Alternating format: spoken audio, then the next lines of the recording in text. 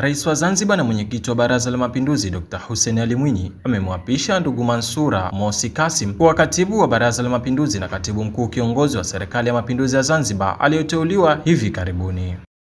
Hafla hiyo ya uapisho ilifanyika Ikulu Zanzibar na imehudhuriwa na makamu wa pili wa rais wa Zanzibar Mheshimiwa Hemed Suleiman Abdullah, mwanasheria mkuu wa Serikali ya Mapinduzi ya Zanzibar Dr. Mwinyi Talib Haji, mufti mkuu wa Zanzibar Sheikh Saleh Omar Kabi, viongozi mbalimbali wa Serikali ya Mapinduzi ya Zanzibar, wakuu wa vikosi vya ulinzi na usalama, viongozi mbalimbali wa dini, wanafamilia wa katibu mkuu kiongozi.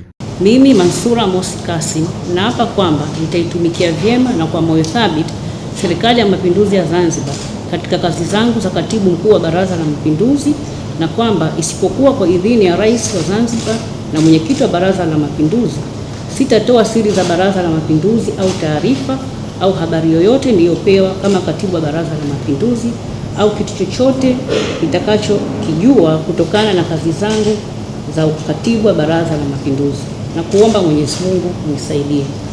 Mimi Mansura Mosi Kassim naapa kwamba nitaitumikia vyema na kwa moyo thabiti Serikali ya Mapinduzi ya Zanzibar katika kazi zangu za katibu mkuu kiongozi, na kwamba wakati wote nitamshauri kwa hekima na uaminifu Rais wa Zanzibar na mwenyekiti wa Baraza la Mapinduzi, na kwa vyovyote vile sitatoa siri za Serikali ya Mapinduzi ya Zanzibar, na kuomba Mwenyezi Mungu unisaidie.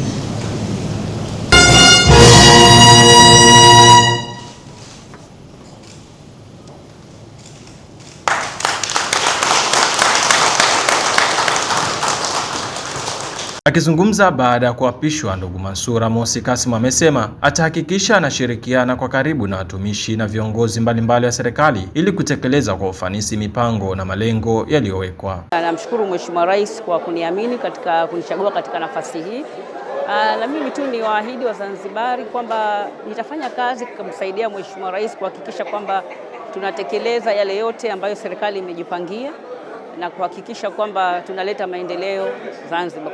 Kama nilichaguliwa kwamba nilifanya kazi vizuri, maana yake ni kwamba kuna watu ambao walishirikiana na mimi katika kuhakikisha kwamba tunatekeleza yale ambayo yamepangwa. Kwa hiyo na nitaendeleza ile spirit ya kushirikiana na makatibu wakuu wenzangu, kushirikiana na wafanyakazi wenzangu kuhakikisha kwamba tunatekeleza majukumu, kwa sababu mimi naamini katika teamwork.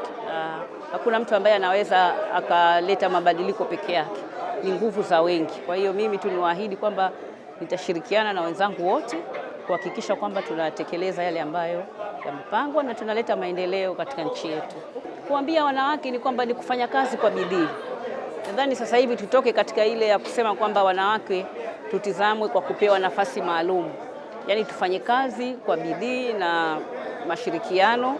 Kabla ya uteuzi huo uliofanyika tarehe 22 Juni 2026, ndugu Mansura Mosi alikuwa katibu mkuu wa ofisi ya Rais, Katiba, Sheria, Utumishi na Utawala Bora. Ndugu Mansura Mosi Kassim anakuwa mwanamke wa pili kushika wadhifa huo tangu kuasisiwa kwake, akitanguliwa na mhandisi Balozi Zena Ahmed Said ambaye sasa ni balozi wa Tanzania Saudi Arabia. Abdillahi Abdullah, ASAM Online TV.